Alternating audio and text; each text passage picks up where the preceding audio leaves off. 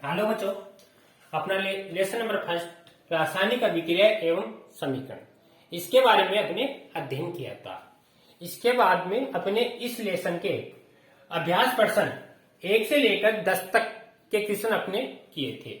आज अपन नेक्स्ट जो question number 11 से लेकर 11 से लेकर 20 तक के क्वेश्चन है वह आज अपन करेंगे। तो साथ साथ में आप क्वेश्चन को समझना और समझते हुए अपने नोटबुक में नोट करते हुए चलना। तो अपन क्वेश्चन नंबर लेते हैं 11 नंबर। क्वेश्चन देखो 11वां क्या है। क्वेश्चन कह रहा है कि वियोजन अभिक्रिया को संयोजन अभिक्रिया के विपरीत कहा जाता है, क्यों, और साथ ही इनके एक समीकरण लिखना है। यानी ये बोल रहा है वियोजन अभिक्रिया को संयोजन अभिक्रिया के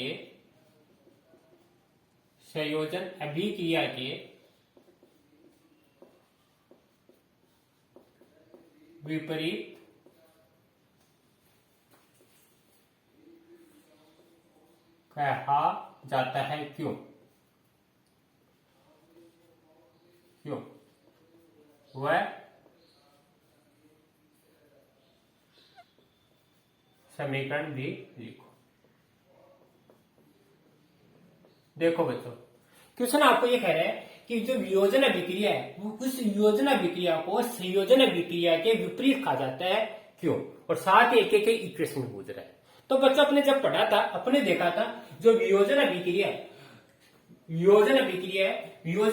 में देखा था और संयोजन अभिक्रिया में देखा था। संयोजन में क्या हो रहा था, जब दो या दो से अधिक क्रिया कारक, संयोजन मतलब जुड़ना, दो या दो से अधिक क्रिया कारक आपस में जुड़कर एक नए उत्पाद का निर्माण कर रहे थे, तो वो तो थी संयोजन अभिक्रिया। जस्ट अब वियोजन अभिक्रिया संयोजन अभिक्रिया के जस्ट विपरीत है। इसमें क्या होता है, इसमें मानी कोई क्रिया कारक है, क्रिया कारक क्या होगा, दो या दो से अधिक छोटे छोटे उत्पाद में टूट जाएगा अर्थात वियोजित हो जाएगा। इसलिए संयोजन अभिक्रिया वियोजन अभिक्रिया के जस्ट विपरीत है। फिर इनके एग्जाम्पल अपन देखते हैं। जैसे जल का ले सकते हैं, H2 है, ऑक्सीजन से क्रिया करके H2O पानी बनाता है। अगर H2O अगर क्रिया कारक है तो ये टूट के क्या बनाएगा, हाइड्रोजन और ऑक्सीजन बनाएगा। तो इसको अपन लिख सकते हैं, इसका आंसर देखो संयोजन अभिक्रिया का लिखते हैं पहले अपन।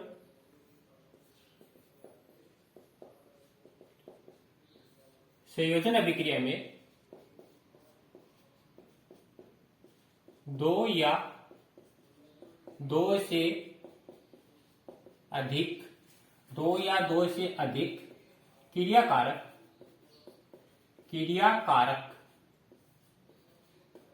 मिलकर एक नए उत्पाद का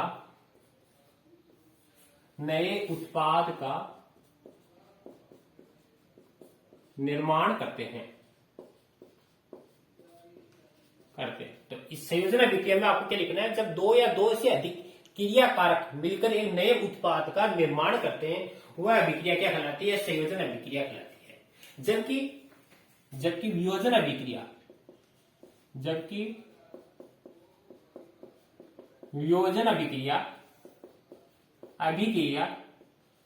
इसके विपरीत है। इसमें क्या होता है, इसमें एक क्रिया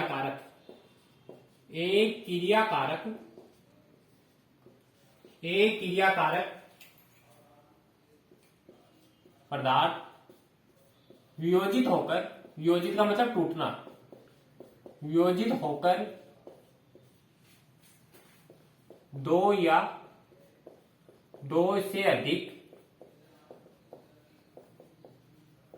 नए पदार्थ का निर्माण करता है। नए पदार्थ या उत्पाद बोल सकते हो, नए पदार्थ या उत्पाद का निर्माण करता है। तो आप समझ गए होंगे बच्चों।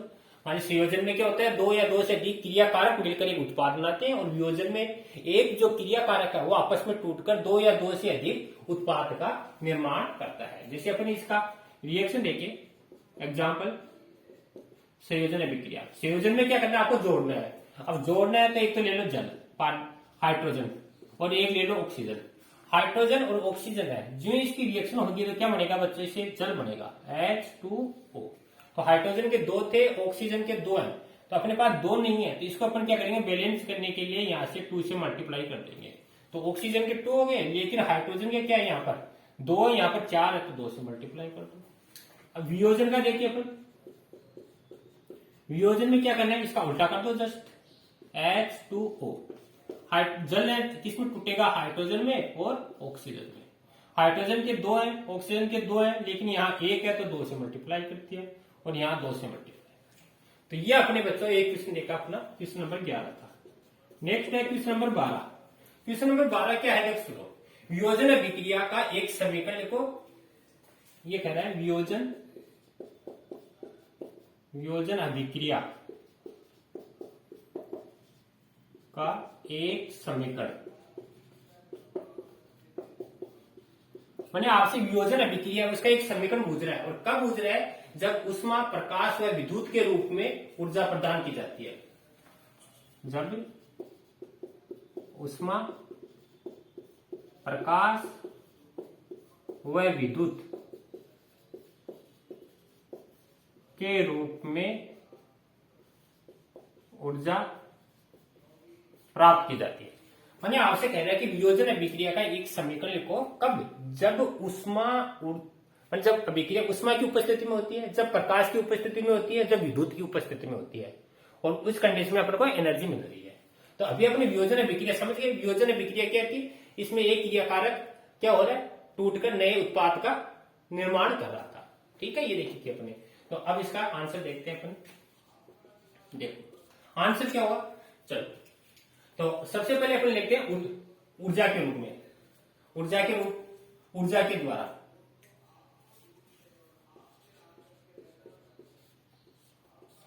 ऊर्जा के रूप में। ठीक है, ऊर्जा के रूप या ऊर्जा के द्वारा भी लिख सकते हो, या ऊर्जा के रूप में भी लिख सकते हो। तो ऊर्जा के द्वारा देखो क्या होगा, जैसे कैल्शियम कार्बोनेट है, कैल्शियम कार्बोनेट एक्यूरेट है, ये जलीय विलयन है। एक्यू का मतलब होता है जलीय विलयन, सॉरी एक्यूरेट नहीं, ये सॉलिड है। अब कैल्शियम कार्बोनेट है, क्या होगा, ये टूट जाएगा। किसमें टूटेगा, देखो calcium oxide, CaO, calcium oxide, और साथ में क्या बनेगी, CO2, कार्बन डाइऑक्साइड गैस। ठीक है, तो ये तो ऊर्जा के रूप में अभिक्रिया संपन्न हो गई। ठीक है, कब, जब इसको अपने क्या किया, कैल्शियम कार्बोनेट है बच्चों, इस कैल्शियम कार्बोनेट को जब अपन क्या करते हैं, गर्म करते हैं, गर्म करने पर अपन को क्या मिलती है, कैल्शियम ऑक्साइड और प्लस CO2 गैस। ठीक है, ये पहली कंडीशन है, और ये भी सॉलिड होता है। दूसरा है अपन प्रकाश की उपस्थिति में देखते हैं, लाइट की उपस्थिति में वियोजन अभिक्रिया किस तरह संपन्न होती है, प्रकाश के रूप में। तो प्रकाश के रूप में देखिए अपन सिल्वर, आपने पढ़ा था बच्चों, सिल्वर क्लोराइड है, AgCl है प्रकाश की उपस्थिति में। जब प्रकाश इस पर आपतित करते हैं, प्रकाश की किरण आपतित करने पर देखो क्या बनता है, ये सिल्वर बनता है, और क्लोरीन गैस बनी थी, अपने देखा था, silver plus chlorine gas Cl2, ये गैस है। सिल्वर क्या होता है, सॉलिड होता है। अब देखो इसको बैलेंस करते हैं, क्लोरीन के 2 परमाणु है, तो यहां से 2 से मल्टीप्लाई करता हूं, Ag के 2 है तो 2 से यहां मल्टीप्लाई करता हूं। तो ये प्रकाश की उपस्थिति में हो गई। तीसरी है बच्चों विद्युत के रूप में, विद्युत के रूप में देखते हैं। तो विद्युत के रूप में बच्चों अपने पढ़ा था, उस टाइम देखा था, जो जल है, जल में क्या होते हैं, विद्युत अपघट्य बनते हैं, माने हाइड्रोजन पर प्लस साइन और ऑक्सीजन पर माइनस साइन। तो इसके अपन रिएक्शन देखें, H2O, विद्युत की उपस्थिति में क्या होगा, H2 है और ऑक्सीजन, तो ऑक्सीजन तो क्या गैस है, ठीक है, हाइड्रोजन भी गैस है, और जल क्या है, लिक्विड है। ठीक है, हाइड्रोजन के 2 हैं, ऑक्सीजन के 2 हैं, तो इसको 2 से मल्टीप्लाई कर दिया, इससे 2 से मल्टीप्लाई कर दिया। तो ये थी अपनी वियोजन अभिक्रिया क्या हो रही है, ये क्रियाकारक है, और अलग 2 या 2 से अधिक उत्पाद बना रहा है, इसलिए वियोजन अभिक्रिया हो गई। और उष्मा, प्रकाश और विद्युत, इसकी उपस्थिति में अपने इनके एग्जाम्पल देख लिए। इसके बाद में अपना नेक्स्ट क्वेश्चन है, प्रश्न नंबर 13। देखो प्रश्न नंबर 13 क्या बच्चों, 13 कह रहा है विस्थापन व द्विस्थापन अभिक्रिया में अंतर व समीकरण।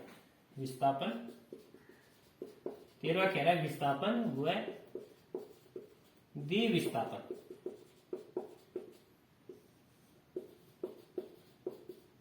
अभिक्रिया में अंतर व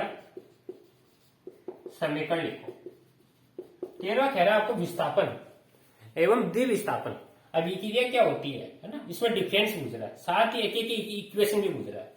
तो विस्थापन अभिक्रिया अपन पढ़ चुके हैं, मतलब जिसमें अधिक क्रियाशील तत्व है, पीछे अपने पढ़ा था अधिक क्रियाशील तत्व यदि कम क्रियाशील तत्व के साथ में क्या करता है, क्रिया करता है, तो उस तत्व से यौगिक को क्या कर देता है, विस्थापित कर देता है। माने अधिक क्रियाशील तत्व है, कम क्रियाशील तत्व के जो यौगिक है वहां से यौगिक से इसको विस्थापित कर देता है, तो उसको अपन बोलते थे विस्थापन अभिक्रिया। और इसमें अपने एग्जाम्पल भी वहां पढ़ा था, कॉपर सल्फेट है और कॉपर सल्फेट है, इस पर जब जिंक की अभिक्रिया करवाते हैं तो जिंक अधिक क्रियाशील होती है, कम क्रियाशील कॉपर है, तो जिंक क्या करता है, कॉपर को वहां से विस्थापित कर देता है। तो इसका अपन लिखेंगे पहले विस्थापन अभिक्रिया, विस्थापन अभिक्रिया। देखो विस्थापन अभिक्रिया लिखेंगे अधिक क्रियाशील तत्व, अधिक क्रियाशील तत्व कम क्रियाशील तत्व को उसके यौगिक से विस्थापित कर देता है। विस्थापित का मतलब क्या कर देता है, हटा देता है, उसको अपन विस्थापन अभिक्रिया कहते हैं। जैसे एग्जांपल देखें तो अपने ये पढ़ा था, क्या नाम, कॉपर सल्फेट, कॉपर सल्फेट था और इस पर अपन जिंक की अभिक्रिया करवाई थी, ठीक है। जिंक की अभिक्रिया करवाई, कॉपर क्या है, कम क्रियाशील है, जिंक अधिक क्रियाशील है, तो जिंक क्या करेगा, इस कॉपर को विस्थापित कर देगा, क्या बन जाएगा, zinc sulphate plus copper C. तो ये अपने पास रिएक्शन हो जाएगी, ये एक्यूरेट विलयन था, जलीय विलयन था, ये धातु बन जाएगी और ये भी आपका क्या, एक्यूरेट विलयन। तो ये बच्चों विस्थापन अभिक्रिया का एग्जाम्पल है। जिंक ने क्या किया, जिंक ने इस कॉपर को क्या कर दिया, विस्थापित कर दिया, तो इसलिए इसको विस्थापन अभिक्रिया कहते हैं। दूसरा अपन लिख सकते हैं द्विविस्थापन अभिक्रिया, द्विविस्थापन अभिक्रिया। देखो द्विविस्थापन अभिक्रिया क्या होगी, जिसमें अधिक क्रिया, जिसमें दो यौगिकों के बीच में, दो यौगिक है, उन दो यौगिकों के बीच में यदि आयनों का आदान प्रदान होता है तो वह अभिक्रिया द्विविस्थापन अभिक्रिया कहलाती है। माने आयन है ना आपस में चेंज हो जाते हैं, मतलब पहले इसका आयन है दूसरे पर और दूसरे का आयन पहले पर, तो इसको बोलते हैं द्विविस्थापन अभिक्रिया। तो इसको ले सकते हैं क्या नाम, दो यौगिकों के बीच, दो यौगिकों के बीच आयनों का आदान प्रदान,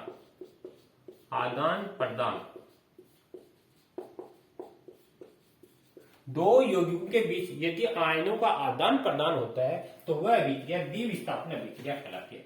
जैसे इसका एग्जांपल देखें, sodium sulphate Na2SO4, sodium sulphate, तो ये एक्यूरेट है, जलीय विलयन होता है सोडियम सल्फेट। अब सोडियम सल्फेट में बेरियम क्लोराइड BaCl2, देखो सोडियम सल्फेट और बेरियम क्लोराइड, अब ये अपने दो यौगिक हैं। अब बेरियम क्या होगा, बेरियम है सोडियम को विस्थापित कर देगा और सोडियम है बेरियम को, तो इससे क्या बनेगा, बेरियम सल्फेट BaSO4, इसका जलीय विलयन प्लस, और इससे बनेगा सोडियम क्लोराइड NaCl, क्लोरीन के दो हैं और नाइट्रोजन के, सोडियम के दो हैं NaCl, तो ये आपका क्या बन जाएगा, लवण बन जाएगा एक्यूरेट, ठीक है। तो ये आपका द्विविस्थापन अभिक्रिया। तो ये बच्चों अपने 3 क्वेश्चन देखें, वियोजन अभिक्रिया का, दूसरा वियोजन अभिक्रिया प्रकाश उष्मा विद्युत की उपस्थिति में, और तीसरा अपने देखा विस्थापन और द्विविस्थापन। तो यहां तक नोट करना, फिर और आज क्वेश्चन करते हैं।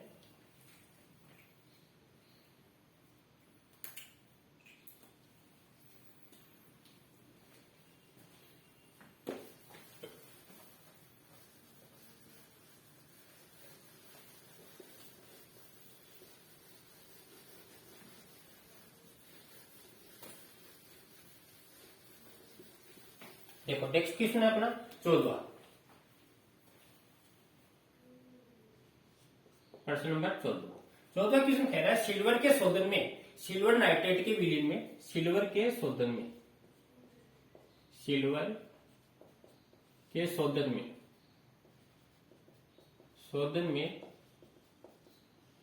सिल्वर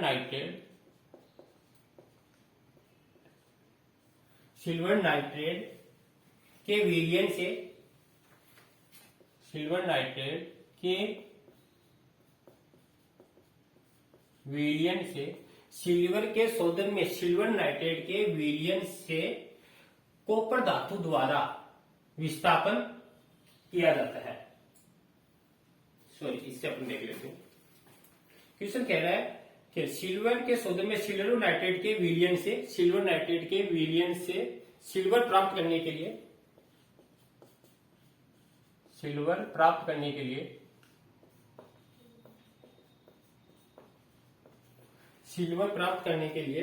कॉपर धातु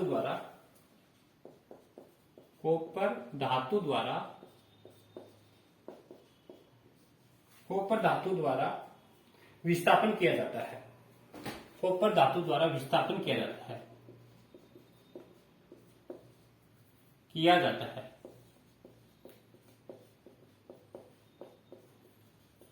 तो अभिक्रिया आपसे पूछ रहा है, अभिक्रिया लिखो या समीकरण पूछ रहा है आपसे। प्रश्न देखो क्या है। प्रश्न कह रहा है बच्चों सिल्वर का शोधन, मतलब सिल्वर होती है उसका शोधन करना आपको। सिल्वर के शोधन में सिल्वर नाइट्रेट का विलीन है AgNO3, सिल्वर नाइट्रेट के विलीन में सिल्वर प्राप्त करने के लिए Ag नाइट्रेट का विलीन है, इसमें आपको सिल्वर प्राप्त करना है। तो इसमें कॉपर धातु के द्वारा विस्थापित किया जाता है। तो समीकरण पूछ रहा है आपसे, तो देखो आंसर इसका। आंसर क्या होगा, जैसे सिल्वर नाइट्रेट है AgNO3 हो गया सिल्वर नाइट्रेट के विलयन में, तो विलयन है तो इसको क्या लिखेंगे एक्यूरेट, जलीय विलयन। इसमें अपन क्या करें, सिल्वर धातु प्राप्त करनी है और किसके द्वारा विस्थापित किया जाता है, कॉपर, तो Cu लिख लो। कॉपर क्या धातु है, सोडियम लिख दो, ठीक है। इसके द्वारा विस्थापित किया जाता है, विस्थापित का मतलब जुड़ना। जो रिएक्शन होगी तो क्या बनेगा, अपन उसको क्या प्राप्त हो रहा है, सिल्वर, तो Ag निकाल दो, एक तो Ag सिल्वर धातु निकल गई, ये धातु हो गई, प्लस और क्या निकलेगा, कॉपर नाइट्रेट CuNO3, तो ये आपको मिलेगा। NO3 का होल ट्वाइस होता है, सॉरी सिल्वर नाइट्रेट का, तो ये होल ट्वाइस होता है। होल ट्वाइस कैसे होगा, तो ये 2 है। अभी अपन क्या करेंगे, जैसे इसको बैलेंस करना है तो यहाँ पर 2 लगाएंगे, तो 2 Ag के 2 है तो Ag के यहाँ पे भी 2 हो जाएगा। तो ये अपना रिएक्शन होगी। यहां पर आप लिख सकते हो, ये भी आपका एक्यूरेट है, जलीय विलयन है। तो ये अपना 14वां क्वेश्चन था। इसके बाद में 15वां क्वेश्चन है अपना पास, क्वेश्चन नंबर 15 है अवक्षेपण अभिक्रिया से आप क्या समझते हैं। अवक्षेपण अभिक्रिया से आप क्या समझते हैं।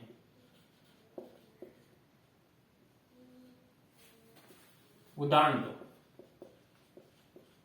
चलो आपसे बच्चों ये पूछा है कि अवक्षेपण अभिक्रिया है वह क्या होती है, उससे आप क्या समझते हैं, और साथ में इसे उदाहरण भी पूछ रहा है। तो आपने पीछे अपने पढ़ा था बच्चों, जिस अभिक्रिया में अपने पढ़ा था, जो भी अभिक्रिया होती है उस अभिक्रिया में जो अवक्षेप होता है, अवक्षेप जो प्राप्त होता है उसी को अपन अवक्षेपण अभिक्रिया कहते हैं। जिस अभिक्रिया में अविलेय अविक्षेप प्राप्त होता है, अविलेय मतलब जो आपस में घुलता नहीं है, तो जिस अभिक्रिया में अविलेय अवक्षेप प्राप्त होता है उसको अपन बोलते हैं अवक्षेपण अभिक्रिया कहते हैं। तो इसको अपन लिख सकते हैं, जिस अभिक्रिया में अविलेय अवक्षेप प्राप्त होता है उसे अवक्षेपण अभिक्रिया कहते हैं, ठीक है। और इसका एग्जाम्पल अपने ये भी पढ़ा था, जैसे सोडियम है, सोडियम सल्फेट है, सोडियम सल्फेट की अपने बेरियम क्लोराइड से क्रिया करवाई थी, बेरियम क्लोराइड, सोडियम सल्फेट की बेरियम क्लोराइड से जब क्रिया कराई थी तो बच्चों अपने क्या मिला था, बेरियम सल्फेट और प्लस NaCl। अब देखो इधर क्लोरीन के 2 है, सोडियम के 2 है, तो 2 से मल्टीप्लाई कर दिया, बेरियम है 1 है, तो बेरियम सल्फेट, ये मिला था सफेद अवक्षेप, सफेद अवक्षेप, ठीक है। तो जब सोडियम सल्फेट में बेरियम क्लोराइड से अपने रिएक्शन कराते हैं तो बेरियम सल्फेट का ये क्या मिलता है, ये बेरियम सल्फेट का सफेद अवक्षेप प्राप्त होता है, ठीक है। इसको बोलते हैं अपन अवक्षेपण अभिक्रिया। क्वेश्चन नंबर 16 देखो बच्चों, 16 क्या है, 16 कह रहा है ऑक्सीजन के योग व ह्रास के आधार पर व्याख्या करो उदाहरण लिखो। क्वेश्चन है ऑक्सीजन के योग व ह्रास को समझाओ व समीकरण लिखो। देखो बच्चों जब आपने पढ़ा था तो आपने देखा था ऑक्सीजन का योग व ह्रास, ह्रास और योग क्या था, आपने समझा था कि वहां एक तो उपचयन था और एक था अपचयन। तो जिस अभिक्रिया में ऑक्सीजन है, ऑक्सीजन की जुड़ती है, उसको अपन उपचयन बोल रहे थे, और जिस अभिक्रिया में ऑक्सीजन हटती है उसको अपन अपचयन बोल रहे थे। तो यहाँ पर ये कहना चाह रहा है कि योग व ह्रास को समझाए। तो जो भी अभिक्रिया, जब अभिक्रिया संपन्न होती है तो अभिक्रिया के संपन्न होने में जहां पर ऑक्सीजन का योग होता है वह आपका होगी उपचयन अभिक्रिया कहलाती है, और जिस अभिक्रिया में ऑक्सीजन हटेगी अर्थात ऑक्सीजन में कमी होगी वो क्या होगी, अपचयन अभिक्रिया बोलते हैं। फिर इसका एक एक इक्वेशन देखेंगे अपन। तो अपन पहले लिखते हैं, पहले उपचयन, तो इसको बोलते हैं उपचयन या ऑक्सीकरण भी बोल सकते हैं आप बच्चों।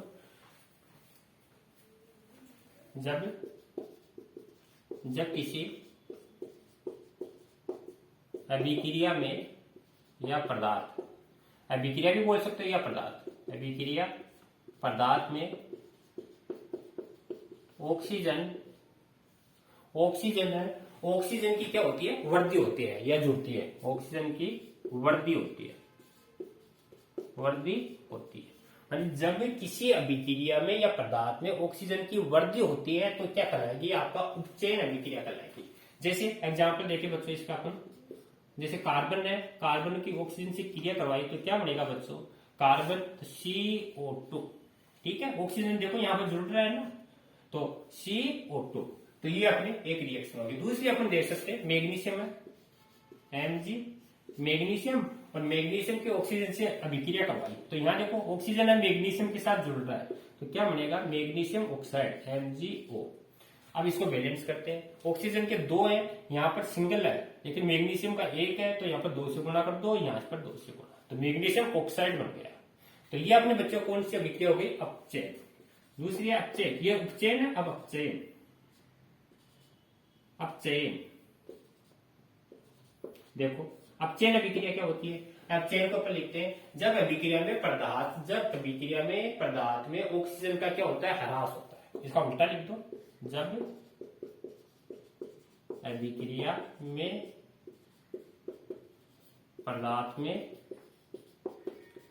ऑक्सीजन, और इसमें जुड़ रही थी इसमें हटेगी, ऑक्सीजन की कमी होती है, कमी होती है, उसी को अपन क्या बोलेंगे बच्चों, उपचयन बोलेंगे।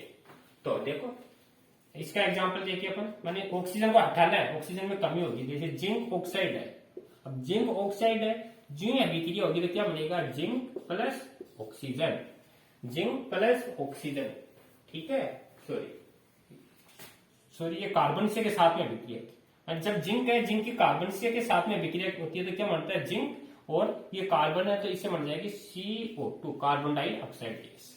अब इसको बैलेंस करना है, कार्बन का 1 है, ऑक्सीजन के 2 है, यहाँ पर 1 है तो 2 से मल्टीप्लाई कर दो, और यहाँ पर भी 2 से मल्टीप्लाई कर दो, ठीक है। दूसरा और एग्जांपल देख सकते हैं अपन, जैसे कॉपर है, कॉपर ऑक्साइड, कॉपर ऑक्साइड है, कॉपर ऑक्साइड पर हाइड्रोजन की अभिक्रिया कराते हैं, ठीक है। यहाँ पर देखो ऑक्सीजन जुड़ी हुई है, अब ऑक्सीजन क्या होगी, इसमें हटेगी, ऑक्सीजन में कमी होगी, तो कॉपर है तो कॉपर से कॉपर बढ़ गया प्लस, अब हाइड्रोजन के साथ में ऑक्सीजन यहाँ जुड़ जाएगी तो H2O।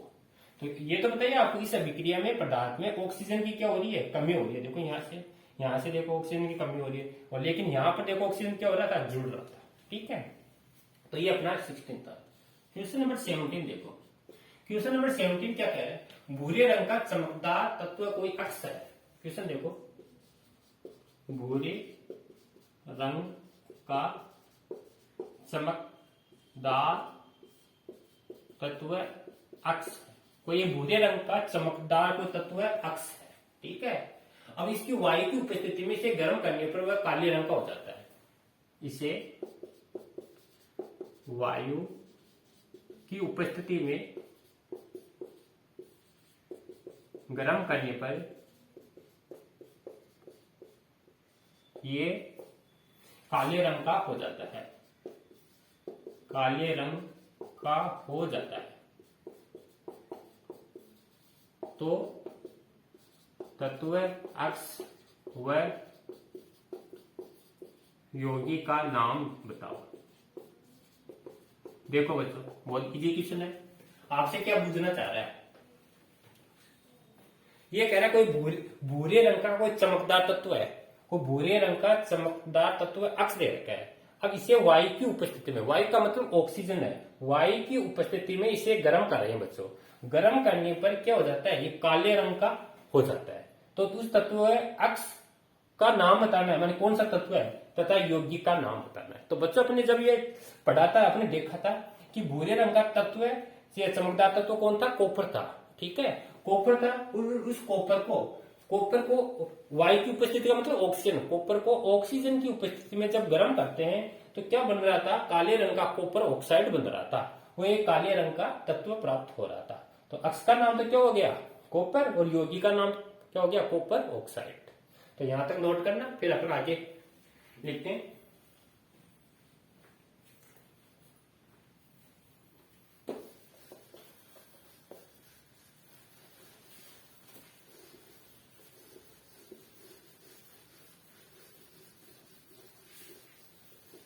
देखो क्वेश्चन नंबर जो 17 था, इसका आंसर है 17 का आंसर। तो आंसर क्या है, जो तत्व अक्ष था, तत्व अक्ष, इसका नाम तो क्या है, कॉपर, कॉपर, जिसको अपन बोलते हैं Cu, Cu, ठीक है। और जो यौगिक है, जो काले रंग का प्राप्त हो रहा था यौगिक, उसका नाम है copper oxide, copper oxide, oxide, CuO, ठीक है। अब इसको अपन रिएक्शन के रूप में देखते हैं। तो आपको क्या करा था, कोई भूरे रंग का तत्व था, तो भूरे रंग का तत्व तो क्या, चमकदार भूरे रंग का कॉपर हो गया, ठीक है। अब ये क्या कह रहा है, वायु की उपस्थिति में, वायु का मतलब ऑक्सीजन हो गया, वायु की उपस्थिति में इसे क्या करते हैं, आप गर्म करते हैं, गर्म करते हैं किसकी उपस्थिति में, वायु की उपस्थिति में। जो ये गर्म करेंगे तो क्या बनेगा बच्चों, कॉपर ऑक्साइड, CuO, ठीक है। अब इसको बैलेंस करते हैं, ऑक्सीजन के 2 है तो यहां पर 2 से मल्टीप्लाई कर दो, कॉपर का 1 है, यहां 2 है तो 2 से मल्टीप्लाई कर दो। तो आपसे क्या बना, कॉपर ऑक्साइड, ये बन गया आपका कॉपर ऑक्साइड, ऑक्साइड। ये जो आपको मिला है, ये आपका काले रंग का तत्व है, काले रंग का यौगिक है, ठीक है। क्योंकि जो कॉपर है, कॉपर वो ऑक्सीजन के साथ में क्रिया करके क्या बन जाता है, कॉपर ऑक्साइड, और काले रंग का यौगिक आपको प्राप्त होता है, ठीक है। नेक्स्ट क्वेश्चन है बच्चों, लिखते हैं 18 नंबर क्वेश्चन। 18 क्वेश्चन क्या है, लोहे की वस्तुओं को हम पेंट क्यों करते हैं। बहुत अच्छा क्वेश्चन है बच्चों। लोहे की वस्तुओं पर पेंट क्यों करते हैं। देखो, तो ये क्वेश्चन बहुत अच्छा है बच्चों। आपको जब आपको चैप्टर का अध्ययन कराया था, उस समय आपने देखा था लोहे की जो वस्तुएं होती है, उन लोहे की वस्तुओं पर पेंट कर देते, क्यों करते हैं। तो ये बच्चों आपने देखा था कि लोहे की वस्तुएं होती है, वह लोहे की वस्तुएं ऑक्सीजन या नमी की उपस्थिति में क्या हो जाती है, माने ऑक्सीजन या जो नमी होती है, उस नमी की उपस्थिति में क्या हो जाता है, वह उन पर जंग लग जाता है, ठीक है।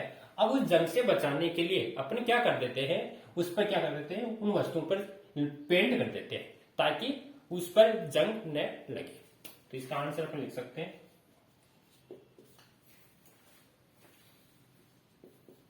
लोहे की वस्तु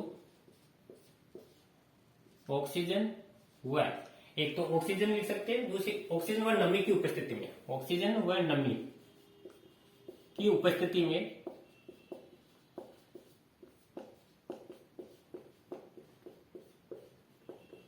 जंग लग जाता है। जो लोहे की वस्तुएं होती है, लोहे की वस्तुओं पर लिखूंगा यहाँ पर ऑक्सीजन व नमी की उपस्थिति में क्या हो जाता है, जंग लग जाता है। अतः लोहे की वस्तुओं को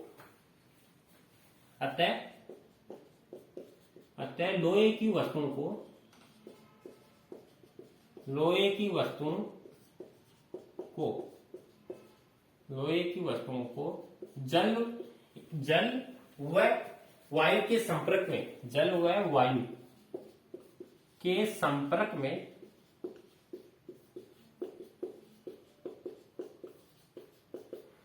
व वायु के संपर्क में आने से रोकने के लिए उन पर पेंट कर देते हैं। समझ गए होंगे बच्चों आप? ताकि लंबे समय तक वो क्या रहे, सुरक्षित रहे, अर्थात उस पर जंग लगे। समझ गए? लोहे की वस्तुएं होती है, जब ऑक्सीजन व नमी की उपस्थिति में क्या हो जाता है, उस पर जंग लग जाता है। और अतः लोहे की वस्तु को अपन क्या करते हैं, जल व वायु के संपर्क में आने से बचाने के लिए उन पर क्या कर देते हैं, पेंट कर देते हैं, ताकि लंबे समय तक वह क्या रहे, लोहे की वस्तुएं सुरक्षित रहे और अपन इसको यूज ले सके। नेक्स्ट क्वेश्चन है क्वेश्चन नंबर 19 देखो 19 कह रहा है तेल व वसा युक्त खाद्य पदार्थ को नाइट्रोजन से प्रभावित क्यों किया जाता है। क्वेश्चन है तेल व वसा युक्त खाद्य पदार्थों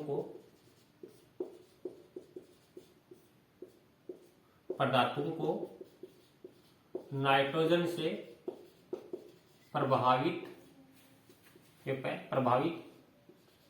क्यों किया जाता है। ये भी बहुत अच्छा क्वेश्चन है बच्चों। देखो क्या कह रहा है, जो तेल और वसा युक्त जो खाद्य पदार्थ होते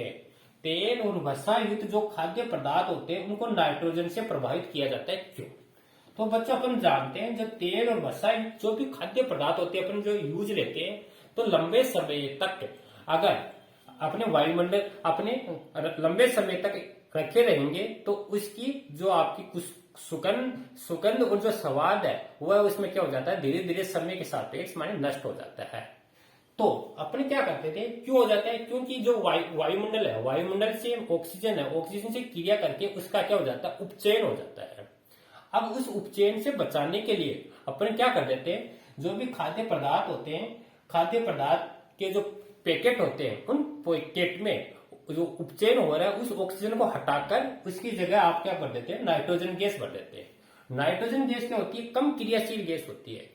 इससे क्या होगा, जो भी खाद्य पदार्थ होते हैं लंबे समय तक सुरक्षित रहेंगे और उसका स्वाद व गंध है वो भी खराब नहीं होगा। तो इसको भी अपन लिख सकते हैं क्वेश्चन के रूप में। देखो नाइट्रोजन होती है, नाइट्रोजन गैस कम क्रिया, नाइट्रोजन गैस कम सक्रिय गैस है या कम क्रियाशील गैस, ऐसे लिख सकते हो। नाइट्रोजन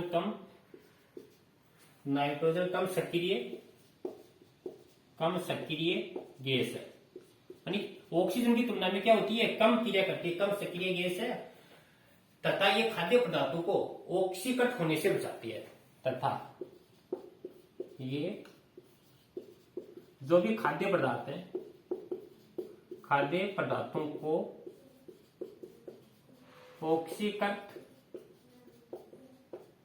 होने से क्या करती है, बचाती है। खाद्य पदार्थों को ऑक्सीकृत माने उसका उपचयन होने से, ऑक्सीकृत का मतलब यहाँ पे बच्चों ये उपचयन नहीं है, यानी उसका उपचयन होने से क्या करती है, बचाती है।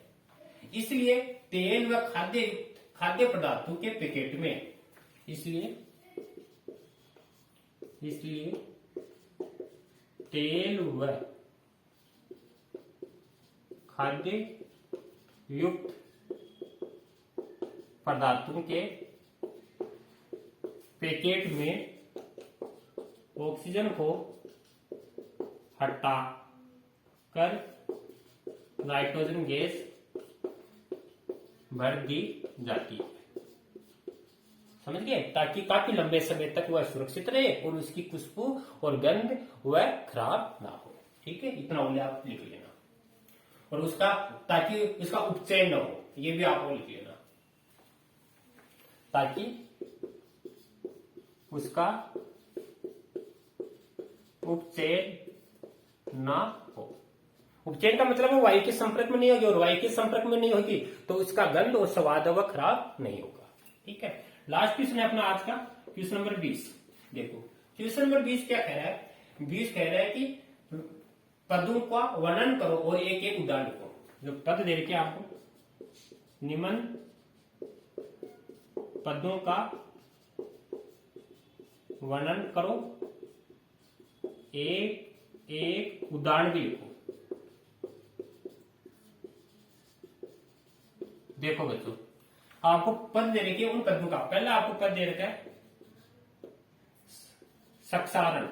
वैसे तो अपने जब ये चैप्टर अपने पढ़ा था उस टाइम इनके बारे में देख लिया था, लेकिन फिर भी अपन देख लेते हैं। तो ये दो पद दे रखे, एक सक्सारण दे रखा है और दूसरा विकट गंधिता दे रखा है। उन दोनों पदों का वर्णन पूछ रहा है और एक एक इसका एग्जाम्पल पूछ रहा है। देखो सक्सारण क्या होता है, सक्सारण के अपन में पढ़ चुके हैं। जब कोई धातु है अपने आसपास अम्ल या आर्द्रता आदि के संपर्क में आती है तो ये क्या हो जाती है, संसारित हो जाती है। तो आपने देख लिया, जो भी कोई धातुएं होती हैं वह धातुएं अम्ल या आर्द्रता के संपर्क में आती है तो वह क्या हो जाती है, संसारित हो जाती है। अर्थात जैसे अभी अपने देखा था लोहा है, लोहे की वायु के संपर्क में आती है तो क्या हो जाती है, उस पर जंग लग जाता है। तो उसी को अपन क्या बोलते हैं, संसारण कहते हैं। ये दूसरा और इसी एग्जांपल दे सकते हैं, जैसे चांदी पर क्या होती है, चांदी की जो भी धातु होती है काफी लंबे समय तक रहती है तो उस पर काली एक परत छट जाती है। और अपन देख सकते हैं तांबे पर हरे रंग की एक परत जमना, ये सभी इसी के एग्जाम्पल है। तो इसको लिख सकते हैं, जब कोई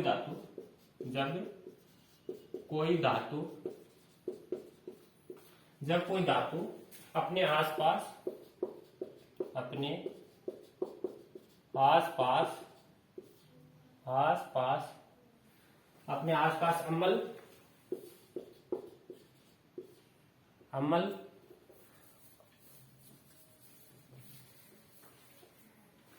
आसपास अम्ल आर्द्रता का मतलब होती है नमी आदि के संपर्क में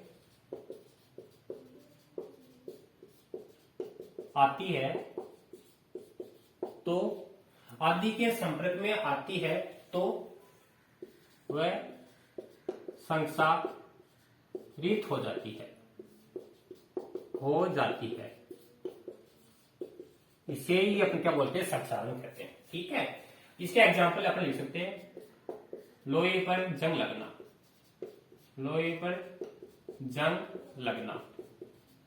और अपन लिख सकते हैं जैसे ये है, चांदी पर काली परत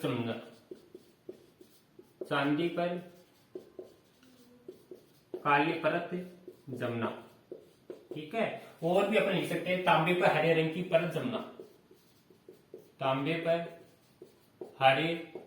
की परत जमना, ये सारे बच्चे इसी के एग्जाम्पल हैं।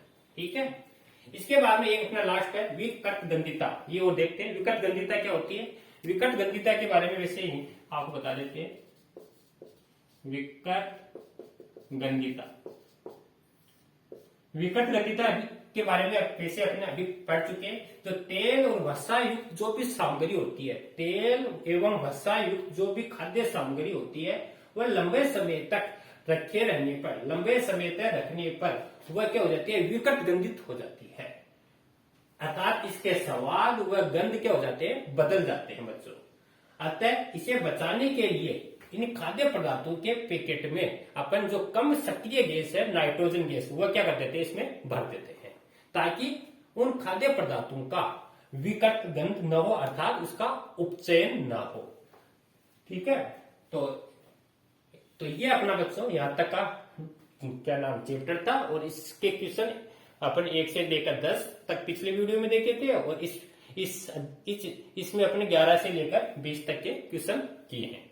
तो यहाँ तक के क्वेश्चन को आप अच्छी तरह समझना और अपने नोटबुक में साथ में नोट करना। ठीक है बच्चों, और इसके बाद में अपन जो आगे वाले जो लेसन है वो अपने नेक्स्ट वीडियो में देखेंगे। धन्यवाद बच्चों।